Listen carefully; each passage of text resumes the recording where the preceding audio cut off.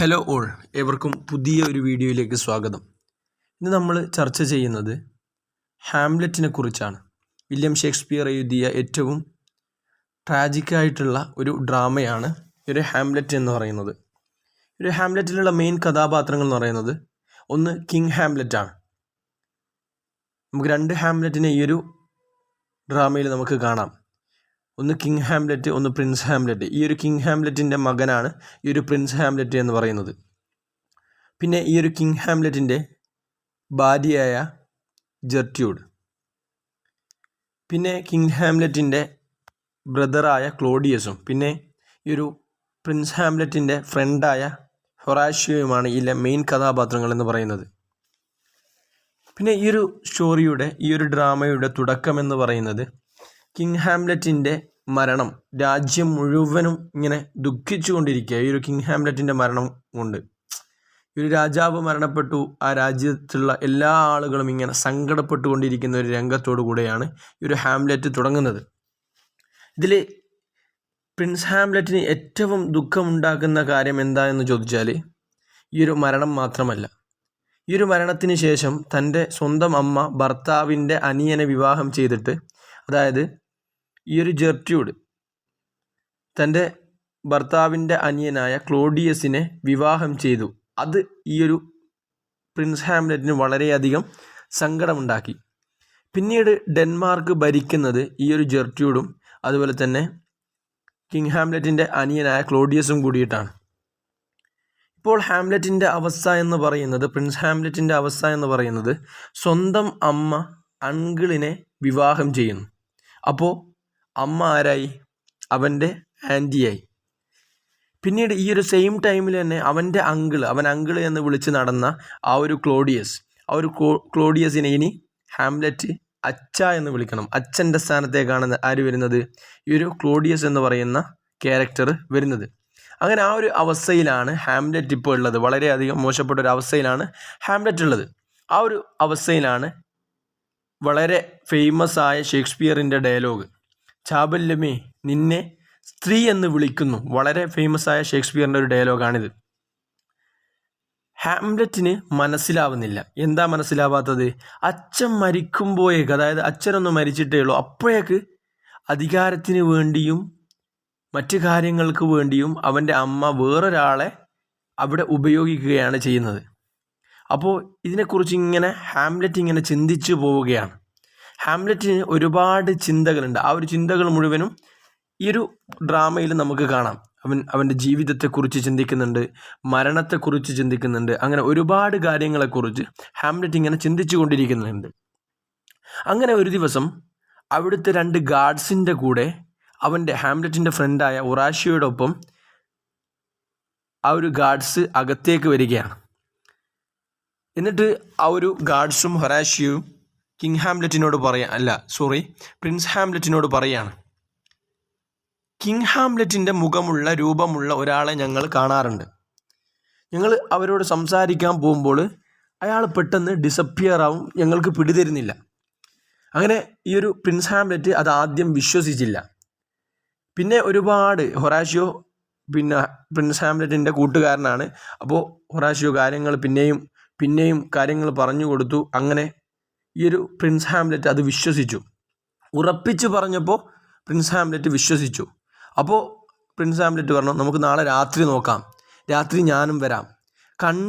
കണ്ട് ബോധ്യപ്പെടുത്താൻ വേണ്ടിയിട്ടാണ് പിന്നെ രാത്രിയിലേക്ക് നമുക്ക് അവരെ കാണാൻ പോകാം, കിങ് ഹാംലെറ്റിൻ്റെ ആ ഒരു രൂപത്തെ കാണാൻ പോവാം എന്ന് പ്രിൻസ് ഹാംലെറ്റ് പറയുന്നത്. അടുത്ത ദിവസം വളരെ തണുപ്പ് അധികമുള്ള ഒരു ദിവസമായിരുന്നു. അപ്പോൾ ഈ ഒരു കിങ് ഹാംലെറ്റിനെ കാണാൻ വേണ്ടി പ്രിൻസ് ഹാംലെറ്റും അതുപോലെ തന്നെ ഹൊറാഷ്യോയും ടീമും ഇങ്ങനെ രാത്രി ഇങ്ങനെ എന്താക്കുകയാണ്, വെയിറ്റ് ചെയ്ത് നിൽക്കുകയാണ് കാണാൻ വേണ്ടിയിട്ട്. അങ്ങനെ അടുത്ത ദിവസം എന്തായി, ആ രൂപം അങ്ങോട്ടേക്ക് വന്നു. ഒറ്റ നോട്ടത്തിൽ കണ്ടാൽ തൻ്റെ അച്ഛൻ കിങ്സ് ഹാംലെറ്റിൻ്റെ അതേ രൂപമുള്ളൊരു മുഖം. അപ്പോൾ എന്തായി, ഹാംലെറ്റ് സ്റ്റക്കായിപ്പോയി. ഒരു നിമിഷത്തേക്ക് ഹാംലെറ്റ് സ്റ്റക്കായിപ്പോയി. പിന്നെ ഹാംലെറ്റ് എന്താക്കും, ആ ഒരു കിങ് ഹാംലെറ്റിൻ്റെ പിറകെ പിന്തുടരാൻ തുടങ്ങും. എന്തും പറഞ്ഞാണ് പിന്തുടരുന്നത്? ആ ഒരു ഹൊറാഷ്യോയോടും ഫ്രണ്ട്സിനോടും എന്നെ പിന്തുടരണ്ട, ഞാനൊന്ന് ആ രൂപത്തിനെ ചെന്നോക്കട്ടെ എന്നുള്ള രീതിയിൽ എന്താകും, പ്രിൻസ് ഹാംലെറ്റ് കിങ് ഹാംലെറ്റിൻ്റെ പിറകിലേക്ക് പോകും. അങ്ങനെ ആ രൂപം എന്താകും, ആരുമില്ലാത്ത കൊട്ടാരത്തിൻ്റെ ഒരു ഭാഗത്ത് വന്ന് നിൽക്കും. പിന്നീട് ആ ഒരു രൂപവും പിന്നെ പ്രിൻസ് ഹാംലെറ്റും തമ്മിലുള്ള ഡിസ്കഷൻസാണ് നമുക്ക് കാണാൻ കഴിയുക. പിന്നീട് ആ ഒരു രൂപം പറയാണ്, ഞാൻ നിൻ്റെ അച്ഛൻ്റെ ഗോസ്റ്റാണെന്ന്. എനിക്ക് ഈ പകൽ ഇങ്ങോട്ടേക്ക് വരാൻ കഴിയില്ല. പകൽ മുഴുവൻ ഞാനിങ്ങനെ ശിക്ഷയിലായിരിക്കും. ഇത്രയും കാലം ഞാൻ ചെയ്ത് കൂട്ടിയതിൻ്റെ ശിക്ഷ ഞാൻ അനുഭവിക്കുന്നത് പകലിലാണ്. എനിക്ക് ഓൺലി വരാൻ കഴിയുന്നത് രാത്രി മാത്രമാണ്. പിന്നെ ഈ ഒരു ഗോസ്റ്റ് മെയിനായിട്ട് പറയുന്ന കാര്യമെന്ന് പറയുന്നത് ജനങ്ങൾ വിശ്വസിക്കുന്നത് ഞാൻ പാമ്പ് കടിയേറ്റാണ് മരിച്ചത് എന്നാണ്. കൊട്ടാരമുറ്റത്ത് കിടക്കുമ്പോൾ എന്നെ വന്ന് പാമ്പ് കടിച്ചു, അത് കാരണം ഞാൻ മരിച്ചു എന്നാണ് ജനങ്ങൾ വിശ്വസിക്കുന്നത്. എന്നാൽ മകനെ, നീ ഇത് ചിന്തിക്കണം.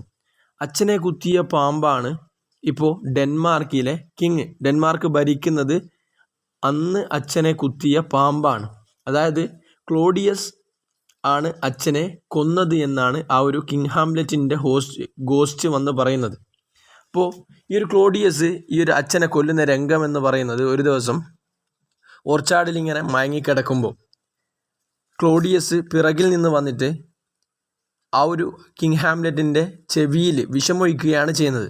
പിന്നെ അവൻ പറയാണ് പാമ്പ് കടിയേറ്റാണ് മരിച്ചതെന്ന്. പിന്നെ അവൻ മെനഞ്ഞുണ്ടാകുകയാണ്. എന്നിട്ട് എന്താക്കും, ഈ ഒരു ജനങ്ങളെയും ആ ഒരു കൊട്ടാരത്തിലുള്ള എല്ലാവരെയും അത് വിശ്വസിപ്പിക്കുകയും ചെയ്യുന്നുണ്ട്. പിന്നെ ഈ ഒരു പ്രിൻസ് ഹാംലെറ്റിനോട് കിങ് ഹാംലെറ്റ് പറയാണ്, നീയാണ് മകനെ ഇതിന് റിവെഞ്ച് ചെയ്യേണ്ടത്. ഇതിൽ അമ്മയെ വലിച്ചേക്കേണ്ട കാര്യമില്ല. കാരണം വെച്ചാൽ അമ്മയ്ക്കുള്ളത് ദൈവം കൊടുത്തോളും. നീയാണ് എന്താക്കുന്നത്, ക്ലോഡിയസിനുള്ളത് നീ തന്നെ കൊടുക്കണമെന്ന് ഈ ഒരു ഗോസ്റ്റ് വന്നിട്ട് ഹാംലെറ്റിനോട് പറയാണ്. പിന്നെ പറയാണ്, എനിക്ക് പോകാനുള്ള സമയമായി. കാരണം വെച്ചാൽ പകൽ വരാറായി. പിന്നീട് ഈ ഒരു ഗോസ്റ്റ് പോയതിന് ശേഷം ഹാംലെറ്റ് ഇങ്ങനെ ചിന്തിക്കുകയാണ്, എങ്ങനെ ഈ ഒരു ക്ലോഡിയസിന് എൻ്റെ അച്ഛനെ കൊല്ലാൻ കഴിയും? കാരണം വെച്ചാൽ അങ്കിളാണല്ലോ. അതുപോലെ അച്ഛൻ തന്നെയാണോ വന്നത്, അല്ലെങ്കിൽ ഏതെങ്കിലും ശൈത്താൻ വന്നതാണോ, പിശാച് വന്നതാണോ എന്നെ വഴിതെറ്റിക്കാൻ വേണ്ടിയിട്ട്? അങ്ങനെയൊക്കെ ഇങ്ങനെ പ്രിൻസ് ഹാംലെറ്റ് ഇങ്ങനെ ചിന്തിച്ചു വേണം. ഒരു മനുഷ്യ ഹൃദയത്തിലെ അല്ലെങ്കിൽ മനുഷ്യ മനസ്സിലെ ചിന്തകളാണ് ഇവിടെ കാണിക്കുന്നത്. അങ്ങനെ പിന്നീട് ഈ ഒരു പ്രിൻസ് ഹാംലെറ്റ് ചിന്തിക്കുകയാണ്, ഈ ഒരു കൊലപാതകിയെ കണ്ടെത്തണം. ഓൻ പറഞ്ഞ സ്ഥിതിക്ക് അതൊന്ന് കണ്ടെത്തണം. സാധാരണ രീതിയിൽ നിന്നാൽ എനിക്കതിന് കഴിയില്ല. അതുകൊണ്ട് തന്നെ എന്താക്കി, ഈ ഒരു പ്രിൻസ് ഹാംലെറ്റ് ഒരു ഭ്രാന്തനായി അഭിനയിക്കുകയാണ്. അങ്ങനെ എന്തിനു വേണ്ടിയാണ്? ഈ ഒരു ഭ്രാന്തിലൂടെ ഓരോന്നിങ്ങനെ ഇൻവെസ്റ്റിഗേറ്റ് ചെയ്യുകയാണ്, ഓരോന്ന് ചികഞ്ഞിങ്ങനെ അന്വേഷിച്ചു കൊണ്ടിരിക്കുകയാണ്. അങ്ങനെ ക്ലോഡിയസ് ഇതിനെപ്പറ്റി ഇങ്ങനെ ചിന്തിക്കുന്നുണ്ട്. എന്നുവെച്ചാൽ എന്തോ മനസ്സിലായത് കൊണ്ടാവാം ഇങ്ങനെ ഭ്രാന്തായിട്ട് അഭിനയിക്കുന്നത് എന്ന് ക്ലോഡിയസ് ഇങ്ങനെ ചിന്തിക്കുക. അപ്പോൾ ഈ ഒരു ക്ലോഡിയസിൻ്റെ ഈ ഒരു കൊട്ടാരത്തിലൊരു അഡ്വൈസർ ഉണ്ട്, പൊളോണിയസ്. ഈ ഒരു പൊളോണിയസ് ആരാന്ന് വെച്ചാൽ ഈ ഒരു പ്രിൻസ് ഹാംലെറ്റിൻ്റെ ഗേൾഫ്രണ്ടായ ഒഫീലിയയുടെ അച്ഛനാണ്. അപ്പോൾ ഈ ഒരു ഒഫീലിയ മുഖേന, അതല്ലെങ്കിൽ ഈ ഒരു പൊളോണിയസ് മുഖേന ക്ലോഡിയസിന് എന്തെങ്കിലും കണ്ടെത്താൻ കഴിയും. അതുകൊണ്ടാണ് എന്താക്കുന്നത്, ക്ലോഡിയസ് പറയുന്നത് പൊളോണിയസിനോട് ഒന്നെന്താക്കാൻ പറയണം, നിൻ്റെ മകളായ ഒഫീലിയയോട്, അതായത് അഫെയർ ആണല്ലോ ഒഫീലിയ, ഒരു പ്രിൻസ് ഹാംലെറ്റിൻ്റെ അഫെയറാണ് ഒഫീലിയ. അതുകൊണ്ട് തന്നെ ഒഫീലിയയിലൂടെ എന്തെങ്കിലും വാർത്തകൾ എന്നിലേക്ക് എത്തിക്കണം. കാരണം വെച്ചാൽ പ്രിൻസ് ഹാംലെറ്റിൻ്റെ ആ ഒരു കളിയും അതൊക്കെ എന്താക്കണം, ഒഫീലിയ വഴി എന്താക്കണം, സെറ്റാക്കി തരണം. എന്നിട്ട് എനിക്ക് മനസ്സിലാക്കി തരണമെന്ന് ആ ഒരു ക്ലോഡിയസ് പൊളോണിയസിനോട് ഒന്ന് ശ്രദ്ധിക്കാൻ പറയാണ്. എന്നാൽ ക്ലോഡിയസ് ചിന്തിച്ചതിന് എതിരായിട്ട് ഈ ഒരു പ്രിൻസ് ഹാംലെറ്റ് ഒഫീലിയയോട് ഒന്നും പറയുന്നില്ല, മറിച്ച് കയർത്ത് സംസാരിക്കുകയാണ് ചെയ്യുന്നത്. ഈ ഒരു പ്രിൻസ് ഹാംലെറ്റ് ഒഫീലിയയോട് പറയാണ്, നീ എൻ്റെ ജീവിതത്തിൽ നിന്ന് പോകണം. നിനക്ക് നല്ലത് നീ ഒരു കന്യാസ്ത്രീ ആവുന്നതാണ്. കല്യാണം ഈ രാജ്യത്തിൽ നിന്ന് തന്നെ ബാൻ ചെയ്യാനാണ് ഞാൻ തീരുമാനിക്കുന്നത്. അങ്ങനെയൊക്കെ വികാര സ്ഫോടനം ഈ ഒരു രംഗത്തിൽ നമുക്ക് കാണാം. പിന്നെ ഉള്ളതെന്ന് വെച്ചാൽ ഒഫീലിയയുടെ ബ്രദർ, ഒരു ലാട്രസ് എന്ന് പറയുന്ന ഒരാളുണ്ട്. അച്ചങ്ങായി ഫ്രാൻസിലാണ് പഠിക്കുന്നത്. അവൻ ഈ ഒരു കിങ് ഹാംലെറ്റ് മരിച്ചപ്പോൾ ഈ ഒരു സിറ്റിയിലേക്ക് വന്നതാണ്. അങ്ങനെ ആ ഒരു പെങ്ങളോട്, ഒഫീലിയയോട് ഈ ഒരു ബ്രദറായ ലാട്രസ് പറഞ്ഞു കൊടുക്കുകയാണ്, ഇനി എന്താക്കണ്ട, ഹാംലെറ്റിനെ പ്രണയിക്കേണ്ട, ഹാംലെറ്റിനെ കല്യാണം കഴിക്കേണ്ട. കാരണം എന്ന് വെച്ചാൽ ഹാംലെറ്റ് രാജാവ് ആവാനുള്ള ആളാണ്. അപ്പോൾ ഒരു രാജ്യത്തിൻ്റെ രാജാവിന് അവൻ്റെ രാജ്ഞിയെ അത്ര നല്ല രീതിയിൽ നോക്കാൻ കഴിഞ്ഞു എന്ന് വരില്ല. കാരണം രാജ്യത്തിൻ്റെ തിരക്കുകൾ കാരണം മൂലമൊക്കെ അവൻ തിരക്കിലായി പോവും. അതുകൊണ്ട് തന്നെ നീ എന്താക്കണ്ട, അവനെ പ്രണയിക്കേണ്ട, അതല്ലെങ്കിൽ കല്യാണം കഴിക്കേണ്ട എന്ന് ലാട്രസ് പറഞ്ഞു കൊടുക്കുകയാണ്. അപ്പോൾ ഒഫീലിയ തിരിച്ചും ഉപദേശിക്കുന്നുണ്ട്, നീ ഫ്രാൻസിൽ നല്ല രീതിയിൽ നിൽക്കണം, അവിടെ നല്ല രീതിയിൽ ജീവിക്കണം എന്നൊക്കെ പറഞ്ഞിട്ട് ഫ്രാൻസിലേക്ക് തന്നെ ഒരു ലാട്രസിനെ ഈ ഒരു ഒഫീലിയ എന്താക്കുകയാണ്, നല്ല രീതിയിൽ ഉപദേശിച്ച് പറഞ്ഞേക്കാണ്. പിന്നെ ഈ ഒരു സമയമൊക്കെ ഈ ഒരു പ്രിൻസ് ഹാംലെറ്റ് ചിന്തിക്കുന്നത് പ്രണയത്തെക്കുറിച്ചൊന്നുമല്ല, അവൻ്റെ റിവെഞ്ചിനെ കുറിച്ച് മാത്രമാണ് ഈ ഒരു പ്രിൻസ് ഹാംലെറ്റ് ചിന്തിക്കുന്നത്. അങ്ങനെ ഈ ഒരു പ്രിൻസ് ഹാംലെറ്റ് ഒരു പ്ലാൻ ഉണ്ടാക്കുകയാണ്. ആ ഒരു പ്ലാൻ എന്ന് പറയുന്നത് ഒരു നാടകമാണ്. ആ ഒരു നാടകത്തിൻ്റെ തീം എന്ന് വെച്ചാൽ ഈ ഒരു കിങ് ഹാംലെറ്റിൻ്റെ ജീവിതത്തിൽ നടന്ന് ആ ഒരു മരണവും അതിൻ്റെ തീം തന്നെ ആ ഒരു സെയിം രംഗം തന്നെ ഒന്നുകൂടി റീക്രിയേറ്റ് ചെയ്യുക എന്നുള്ളതാണ്. അങ്ങനെ അധികാരത്തിന് വേണ്ടി ബ്രദറിനെ കൊല്ലുന്നു, ബ്രദറിൻ്റെ വൈഫിനെ മാരേജ് ചെയ്യുന്നു എന്ന ആ ഒരു തീമിൽ ഒരു നാടകം സംഘടിപ്പിക്കുക.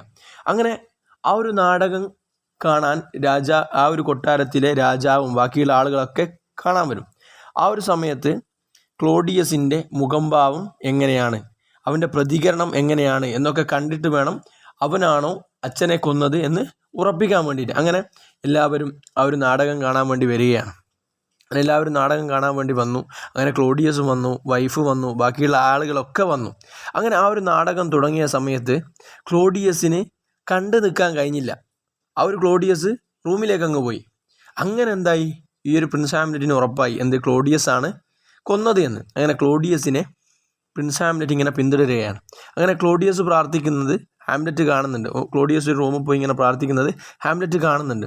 അങ്ങനെ ഇതാണ് പറ്റിയ അവസരം, ഇതാണ് പറ്റിയ ടൈം എന്ന് വിചാരിച്ചിട്ട് ഇങ്ങനെ നിൽക്കുകയാണ് പ്രിൻസ് ഹാംലെറ്റ്.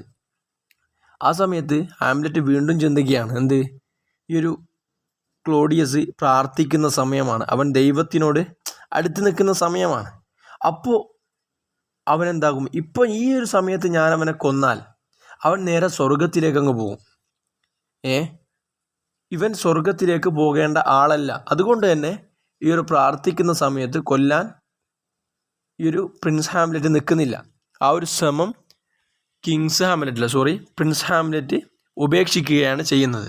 ആ സമയത്ത് ഒരാൾ വന്നിട്ട് പറയാണ് തൻ്റെ അമ്മ, അതായത് ജെർട്രൂഡ് നിന്നെ കാണണമെന്ന് പറയുന്നുണ്ട്. അപ്പോൾ ഈ ഒരു പ്രിൻസ് ഹാംലെറ്റ് ജെർട്രൂഡിൻ്റെ അടുത്തേക്ക് പോവുകയാണ്. അപ്പോൾ ജെർട്രൂഡ് ഇതിനെപ്പറ്റി പറയുകയാണ്, ഈ ഒരു നാടകത്തെ പറ്റിയിട്ട് പറയുകയാണ്, ഇതെന്തൊരു നാണക്കേടാണോ, നമുക്ക് തന്നെ മോശമല്ലേ, കൊട്ടാരത്തിലെ ബാക്കിയുള്ള ആളുകളുടെ ഇടയിൽ നിന്നൊക്കെ ഇങ്ങനെ സംസാരിക്കുന്നുണ്ട്. ആ സമയത്ത് ഹാംലെറ്റ് ചോദിക്കുകയാണ്, നിങ്ങൾ മറിഞ്ഞിട്ടാണോ അച്ഛനെ കൊന്നത് എന്നിങ്ങനെ ചോദിക്കുന്നുണ്ട്. എന്നിട്ട് അമ്മയെ കൊല്ലാൻ ഇങ്ങനെ വാളുയർത്തുകയാണ്. ആ ഒരു സമയത്താണ് കാറ്റൻ്റെ പിറകിൽ നിന്ന് ഒരു ശബ്ദം കേൾക്കുന്നത്. ആരോ അവിടെ ഉണ്ട് എന്ന് മനസ്സിലായി. അങ്ങനെ ക്ലോഡിയസ് ആണ് എന്ന് കരുതിയിട്ട് ഹാംലെറ്റ് വാൾ കൊണ്ട് ആ ഒരു കാർട്ടന്, മുഖം കാണാത്ത അല്ലെങ്കിൽ രൂപം കാണാത്ത ആ ഒരു കാർട്ടനിലേക്ക് കുത്തുകയാണ്. അങ്ങനെ അവിടെയുള്ള ആളിന് കുത്തുകൊണ്ടു. പിന്നീടാണ് മനസ്സിലായത് അത് അഡ്വൈസറായ പൊളോണിയസ് ആണ്. ഇവന് ഈ ഒരു പൊളോണിയസിനെ കൊല്ലാനുള്ള ഉദ്ദേശമൊന്നും ഹാംലെറ്റിന് ഉണ്ടായിരുന്നില്ല. അതിന് പുറമെ ഒരു പൊളോണിയസ് എന്ന് പറയുന്നത് ഒഫീലിയയുടെ തൻ്റെ റിലേഷനിലായിരുന്ന അല്ലെങ്കിൽ തൻ്റെ കാമുകിയായ പ്രണയിനിയായ ഒഫീലിയയുടെ അച്ഛനായിരുന്നു. അതുകൊണ്ട് തന്നെ വളരെയധികം സങ്കടം ഉണ്ടായിരുന്നു ഹാംലെറ്റിന്. ആ സമയത്ത് ക്ലോഡിയസ് എന്താക്കി, ഈ ഒരു കുത്തിയത് കാരണം കൊണ്ട് ഹാംലെറ്റിനെ ലണ്ടനിലേക്ക് നാട് കടത്താൻ വേണ്ടി തീരുമാനിക്കുകയാണ്. അതായത് ക്ലോഡിയസിനെ തന്നെ 2 ഭടന്മാരുടെ കൂടെ കൊല്ലാൻ വേണ്ടിയിട്ടാണ് കൊണ്ടുപോകുന്നത്. അവിടെയുള്ള രാജാവ് ഈ ഒരു ക്ലോഡിയസിൻ്റെ അടുത്ത ബന്ധമുള്ള ആളാണ്. അതുകൊണ്ട് തന്നെ അവിടെ കൊണ്ടുപോയിട്ട് അവിടുന്ന് കൊല്ലാനാണ് തീരുമാനം. അങ്ങനെ ഒരു കത്തൊക്കെ കൊടുത്ത് ഇവരെ അവർ ലണ്ടനിലേക്ക് പറഞ്ഞുവിടുകയാണ്. ആ സമയത്ത് ഇത് ഹാംലെറ്റിന് മനസ്സിലാവുകയും ഹാംലെറ്റ് കത്ത് എക്സ്ചേഞ്ച് ചെയ്യുകയുമാണ് ചെയ്യുന്നത്. അങ്ങനെ ഹാംലെറ്റൊക്കെ അവിടെ എത്തി. ഹാംലെറ്റിനെ ആ ഒരു രാജാവ് വെറുതെ വിടും. ബാക്കിയുള്ള 2 ഭടന്മാരെ രാജാവ് എന്താക്കുകയും ചെയ്യും, വധിക്കുകയും ചെയ്യും. ഈ ഒരു സാഹചര്യത്തിൽ ഒഫീലിയ വളരെയധികം സങ്കടത്തിലാണ്. കാരണം എന്ന് പറയുന്നത് അവരുടെ അച്ഛനായ ആ ഒരു കൊട്ടാരത്തിലെ അഡ്വൈസർ മരിച്ചു. ആരാ കൊന്നത്? അവൾ വളരെയധികം സ്നേഹിക്കുന്നതായ ഹാംലെറ്റ് അറിയാതെ ചെയ്തതാണെങ്കിലും കൊന്നത് ഹാംലെറ്റാണ്. അങ്ങനെ ഈ ഒരു കഥയുടെ അവസാനത്തിൽ ഒരു ഒഫീലിയ ഒരു പുഴയിൽ ചാടി ആത്മഹത്യ ചെയ്യുകയാണ് ചെയ്യുന്നത്. ഇവിടെ 2 ട്രാജഡികൾ ഉണ്ടാകുന്നുണ്ട്. ഒഫീലിയ മരിച്ചു പോകുന്നുണ്ട്. ഹീറോയിനാണ്, ഇതിലെ മെയിൻ ഹീറോയിനാണ് ഒഫീലിയ എന്ന് പറയുന്നത്. ആ ഒരു ഒഫീലിയ മരിച്ചു പോവുകയാണ്. അങ്ങനെ ഹാംലെറ്റ് ഇങ്ങനെ തിരിച്ചു വരുന്ന സമയമാണ്, അവർ ലണ്ടനിൽ നിന്ന് തിരിച്ചു വരുന്ന സമയമാണ്. അങ്ങനെ തിരിച്ചു വരുമ്പോൾ ഒരു ശ്മശാനത്തിൻ്റെ അടുത്തെത്തു. അവിടെയുള്ള ഒരു ശ്മശാനത്തിലുള്ള ഒരാളുമായിട്ട് ഇങ്ങനെ സംസാരിക്കുകയാണ്. ജനനത്തെക്കുറിച്ചും മരണത്തെക്കുറിച്ചൊക്കെ ഇങ്ങനെ സംസാരിച്ചുകൊണ്ടിരിക്കുകയാണ്. അങ്ങനെ അപ്പോഴാണ് കാണുന്നത് ഒഫീലിയയും വഹിച്ചിട്ട് ആ ഒരു ശ്മശാനത്തിലേക്ക് ഒഫീലിയയുടെ ശവമായിട്ട് ആൾക്കാർ വരുന്നത്. അപ്പോൾ ഇത് വളരെയധികം സങ്കടം ഹാംലെറ്റിൽ ഉണ്ടാക്കുന്നുണ്ട്. കാരണം ഹാംലെറ്റിനെ അത്രമേൽ ഇഷ്ടപ്പെട്ട ഒരു പെണ്ണായിരുന്നു ഈ ഒരു ഒഫീലിയ എന്ന് പറയുന്ന പെൺകുട്ടി. അങ്ങനെ അവളുടെ സഹോദരനായ ലാട്രസ് വരികയാണ്. ലാട്രസ് വന്നിട്ട് പറയുക, നീയാണ് അച്ഛനെ കൊന്നത്, എൻ്റെ പെങ്ങളെ മരണത്തിന് കാരണവും നീയാണ്. അങ്ങനെ ഇവർ തമ്മിലൊരു വഴക്കിലെത്തും. അങ്ങോട്ടും ഇങ്ങോട്ടും സംസാരിച്ച് വളരെയധികം ഇങ്ങനെ വഴക്കിടും. ആ സമയത്താണ് ക്ലോഡിയസ് വാൾപ്പയറ്റിനെ ക്ഷണിക്കുക രണ്ടാളെ. അതൊരു തന്ത്രപൂർവമായിട്ടുള്ളൊരു കളിയാണ്. കാരണം വെച്ചാൽ ആ ഒരു വാൾപ്പയറ്റിൽ ഹാംലെറ്റിനെ കൊല്ലാനാണ് ക്ലോഡിയസിൻ്റെ നീക്കം. ഇപ്പോൾ ആ ഒരു വാൾപ്പയറ്റിന് ലാട്രസിൻ്റെ കയ്യിൽ ഒരു വിഷം പുരട്ടിയ വാൾ കൊടുക്കാൻ ക്ലോഡിയസ് തീരുമാനിക്കുകയാണ്. അപ്പോൾ എന്താവും, ഈ ഒരു അങ്കപ്പയറ്റിൻ്റെ സമയത്ത് ഒരു ചെറിയ മുറിവുണ്ടാക്കാൻ ലാട്രിയസിന് കഴിഞ്ഞാൽ അപ്പോൾ ഹാംലെറ്റ് എന്താകും, ആ വിഷം കാരണം മരണപ്പെട്ടു. നേരെ മറിച്ച് ഹാംലെറ്റാണ് ജയിക്കുന്നതെങ്കിൽ ജയിച്ചവർക്ക് ഇവരൊരു ഡ്രിങ്ക്സ് കൊടുക്കും, വൈന്. ആ ഒരു വൈനിൽ വിഷം കലർത്തിയിട്ട് എന്താക്കുക, ഹാംലെറ്റിനെ കൊല്ലാം എന്നിങ്ങനെ ക്ലോഡിയസ് ഇങ്ങനെ ഉറപ്പിക്കുകയാണ്. എങ്ങനെ വന്നാലും ഹാംലെറ്റ് മരിക്കും എന്ന് അവർ ഉറപ്പിക്കുകയാണ്. അങ്ങനെ വാൾപ്പയറ്റ് തുടങ്ങി. ആദ്യം തന്നെ സ്കോർ ചെയ്യുന്നത് ഹാംലെറ്റാണ്. അങ്ങനെ ആ ഒരു വൈന് ഹാംലെറ്റിന് കൊടുക്കും. ഹാംലെറ്റ് എന്താക്കുന്നില്ല, ആ ഒരു വൈന് കുടിക്കുന്നില്ല. അങ്ങനെ ജെർട്യൂഡായ അമ്മ ആ ഒരു വൈന് കുടിക്കുന്നു. അങ്ങനെ അവൾക്ക് അസ്വസ്ഥത എന്താകുന്നത് ഫീൽ ചെയ്യുകയാണ് ചെയ്യുന്നത്.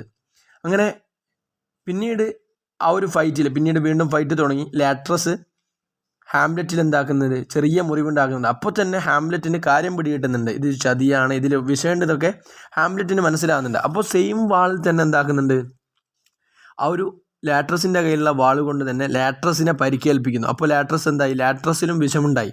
അങ്ങനെ ആ ഒരു സമയത്താണ് ലാട്രസ് കാര്യങ്ങളൊക്കെ ഓപ്പണായിട്ട് പറയുകയാണ്. എന്ത്, ക്ലോഡിയസ് ആണ് ഇതിനൊക്കെ പിറകിൽ, അവനാണ് ചതിച്ചത്, അവനാണ് എന്താക്കുന്നത്, വിഷം പുരട്ടിയത്, അവനാണ് ഇതിൻ്റെ പിറകിലെന്ന് ലാട്രസ് ക്ലോഡിയസിനെ കുറിച്ച് എന്താക്കുകയാണ്, ഹാംലെറ്റിനോട് പറഞ്ഞു കൊടുക്കുകയാണ്. അങ്ങനെ ഈ ഒരു വൈൻ കുടിച്ച് ജെർട്യൂഡ് എന്താകുന്നത്, അസ്വസ്ഥത അനുഭവപ്പെട്ട് അവൾ മരിച്ചു വീഴാണ്. അങ്ങനെ ഈ ഒരു ദേഷ്യവും എല്ലാ ദേഷ്യവും കൂടി മുഴുവൻ ദേഷ്യം എന്തായി ഹാംലെറ്റിനുണ്ടായി. അങ്ങനെ ഹാംലെറ്റ് ക്ലോഡിയസിനെ എന്താക്കുകയാണ്, കുത്തുകയാണ് ചെയ്യുന്നത്. എന്നിട്ട് എന്താക്കി, ആ ഒരു വൈനെടുത്തിട്ട് ക്ലോഡിയസിനെ കുടിപ്പിക്കുന്നത്, ചുരുക്കി പറഞ്ഞാൽ അണ്ണാക്കി നൊന്തി കൊടുക്കുന്നത്. അങ്ങനെ ആ ഒരു ഹാംലെറ്റിന് അറിയാം എന്ത്, ഇനി അധികം സമയം ആയുസില്ല. ഹാംലെറ്റിന് കാര്യം മനസ്സിലായി, കാരണം വിഷയമുണ്ട് ശരീരത്തിൽ. അതുകൊണ്ട് തന്നെ കാര്യങ്ങളൊക്കെ ഹൊറാഷ്യനെ ഏൽപ്പിക്കുകയാണ്. തൻ്റെ ഫ്രണ്ടായ ഹൊറാഷ്യനോട് പറയാണ്, നീയാണ് ഇത് സ്റ്റാർട്ടിങ് തൊട്ട് എൻഡിങ് വരെ കണ്ടത്, നീ ഇതെന്താക്കണം, ബാക്കിയുള്ള ആളുകളിൽ നീ അറിയിക്കണം, നീ വേണം അവർക്ക് അറിയിച്ചു കൊടുക്കാനൊക്കെ ഹൊറാഷ്യനോട് ഹാംലെറ്റ് പറയാണ്.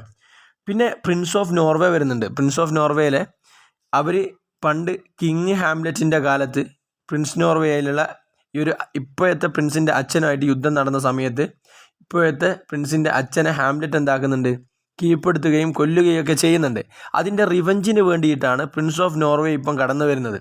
പക്ഷേങ്കിൽ അവരോട് ആ ഒരു പ്രിൻസ് ഓഫ് നോർവേ വരുമ്പോഴേക്ക് ഇവിടെയുള്ള ആളുകൾ, പ്രതികാരം ചെയ്യേണ്ട ആളുകളൊക്കെ മരിച്ചു വീണിട്ടുണ്ട്.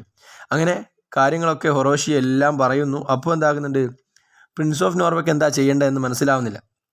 അങ്ങനെ പ്രിൻസ് ഓഫ് നോർവേ ഹാംലെറ്റിൻ്റെ ശരീരം ഒരു രാജാവിൻ്റെ പരിഗണനയിൽ നല്ല രീതിയിൽ അടക്കം ചെയ്യാൻ വേണ്ടി ഓർഡർ ചെയ്യുകയാണ് ചെയ്യുന്നത്. അതാണ് ഈ ഒരു ഹാംലെറ്റ് എന്ന് പറയുന്ന ഏറ്റവും ട്രാജിക്കായ ഡ്രാമ. ഇങ്ങനെയാണ് അവസാനിക്കുന്നത്. ഇനി അടുത്തൊരു വീഡിയോ ആയി നമുക്ക് വീണ്ടും കാണാം. ബൈ.